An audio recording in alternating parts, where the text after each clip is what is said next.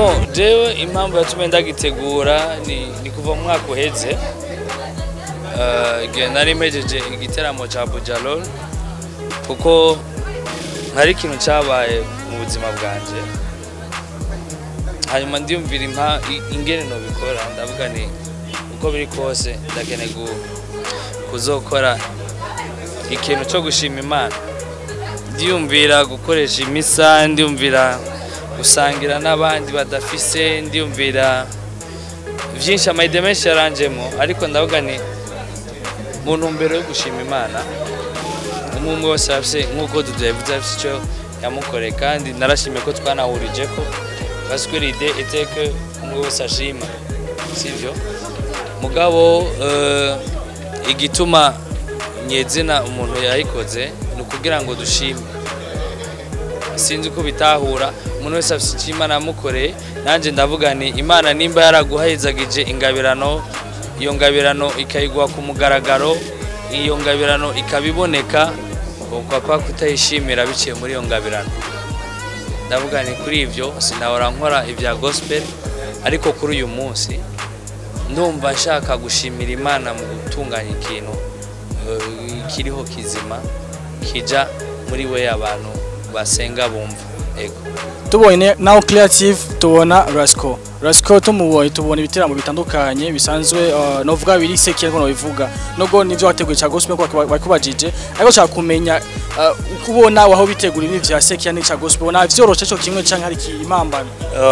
wapi ivya gospel biragoye vya gospel biragoye sinovuga ngo bigoye mu bundi buryo ariko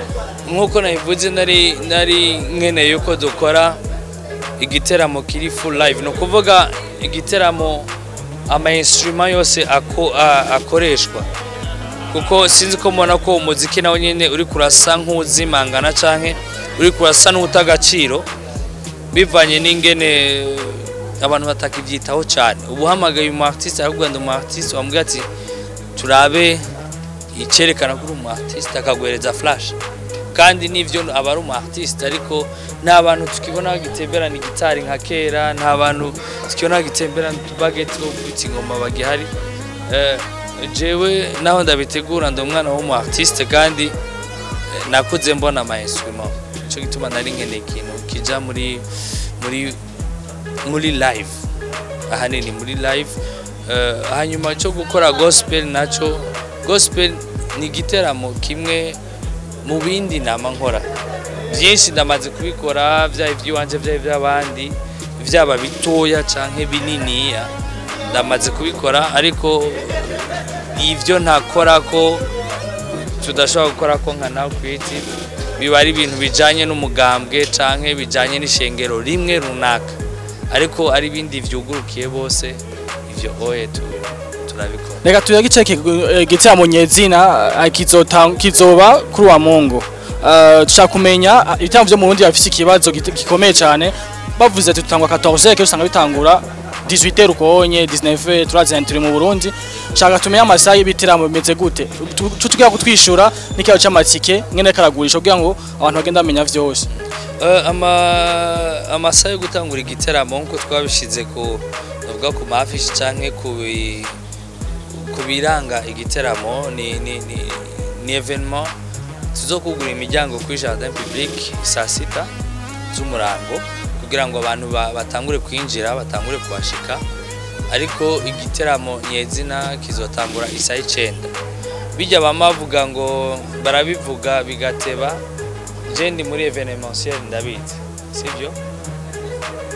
nkuko nama nabivuze nta numwe bavuga ati jengira ntangura igiteramo ndifuza ko igiteramo canje kizoteba sivyo ariko hari ibintu usanga bishika utashoboye kuvyumvira kare ugasanga bije kwicira organisation yiwawe alors que byari ibintu wateguye kuva kera sivyo ivyo navyo ntibishobora kubura kuko muri organisation événementielle hakenegwa plan A B gushika kuri Z gusubira gutangura ama alphabet ko ni byinshi vyitamwo ugasanga birakudestabilize ariko ivyo si vy'umuntu yoca afatira twe twaravuze nikime yamenya cyuko tudashobora guteba hajya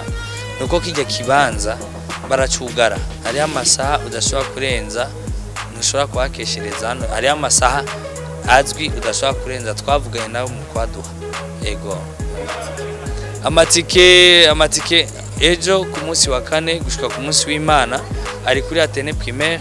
amatike y'ibihumbi 10 mu bibanza bisanzwe